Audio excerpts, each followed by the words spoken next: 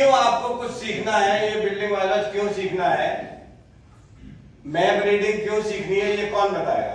कैसे सीखना है ये तो हम बताइए।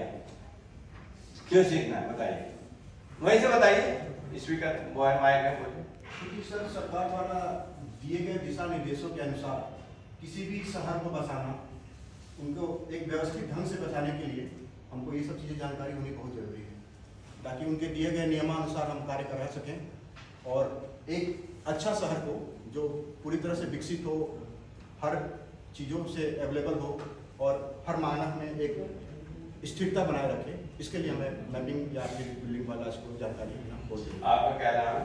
शोभित कुमार कन्नौज। शोभित जी के लिए बहुत अच्छा बताया, आपको हमने भी सीखा इसमें से। ठीक, ऐसे हम लोग मिलकर सीखते रहेंगे, आगे बढ़ते रहेंगे। चलिए, इसी तरह अब हम शुरुआत करते हैं बिल्डिंग बायोलॉजी को बनाने की या अर्बन प्लानिंग एक्ट बनाने की सरकार को क्यों जरूरत पड़ी। अभी आपको सीखने की पड़ी है। सरकार ने बनाया तो कोई भी काम होता है, सरकार के पास वैसे टाइम नहीं है, फिर भी क्यों बनाया, बात यहां से शुरू करते हैं ताकि आप उसको कैच कर पाए, समझ पाए कि आखिर ये पूरा डिपार्टमेंट क्या है, लॉजिक क्या है, क्यों डिपार्टमेंट की स्थापना क्यों हुई। ठीक है ना। देखिए, जब आप जो हम बता रहे हैं ये अपने मन से कुछ भी नहीं बता रहे, सब कुछ बुक्स में लिखा हुआ है, ड्राफ्ट में लिखा हुआ, वही बताएंगे। यहाँ पर खड़े होके या तो हम जो बुक्स में लिखा वो बताएंगे या एक्सपीरियंस से जो सीखा वो बताएंगे, अपने व्यक्तिगत सोच से कुछ नहीं बताएंगे। ठीक है ना। व्यक्तिगत सोच तो हमारी अपनी हो सकती है, गलत भी हो सकती है, एक्सपीरियंस गलत नहीं हो सकता है काम करने का, और बुक्स में लिखा सरकार ने दिया है वो गलत नहीं हो सकता। ठीक है। व्यक्तिगत हम कुछ बताएंगे तो वो सिर्फ आपको हंसाने के लिए बताएंगे और कुछ नहीं। आप हंसते भी रहिएगा बीच में। ठीक है, सीरियस होने से काम नहीं चलता है जाएगा। तो सरकार को अर्बन प्लानिंग एक्ट बनाने की आवश्यकता क्यों पड़ी, ये अगर आपको समझ में आ जाएगा तो आप समझेंगे कि यहाँ क्यों बैठे हैं। ठीक है ना। यहाँ अपनी मर्जी से तो नहीं बैठे, यहाँ सरकार ने बैठाया तभी तो बैठे।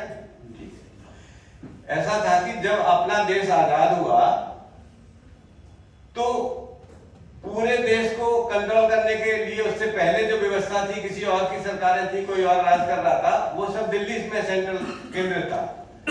दिल्ली देश की राजधानी थी और वहां से पूरे देश का विकास कार्य, उनके जो दूसरे देश के लोग यहाँ काम कर रहे थे राजा के रूप में, शासक के रूप में, उनके लाभ की जो चीजें थी वो दिल्ली में बैठ के पूरे देश को कंट्रोल कर रहे थे। उनका उद्देश्य ये नहीं था कि पूरा देश विकसित हो, उनका उद्देश्य क्या था कि यहाँ के लोगों को अपना राज्य में दबाए रहो और जहां से हमें ज्यादा मिल सकता लेके अपने यहाँ लेते जाओ। यही तो उद्देश्य रहता। कहीं पे दूसरा देश का जब कोई आदमी किसी देश पे कब्जा करके या कुछ करके अपना काम करता है, तो उन्होंने दिल्ली को केंद्र बनाया और पूरे भारत पे अपने प्रतिनिधि, अपने डीएम, कलेक्टर और सब अपने लोगों को भेज के देश को कंट्रोल करके और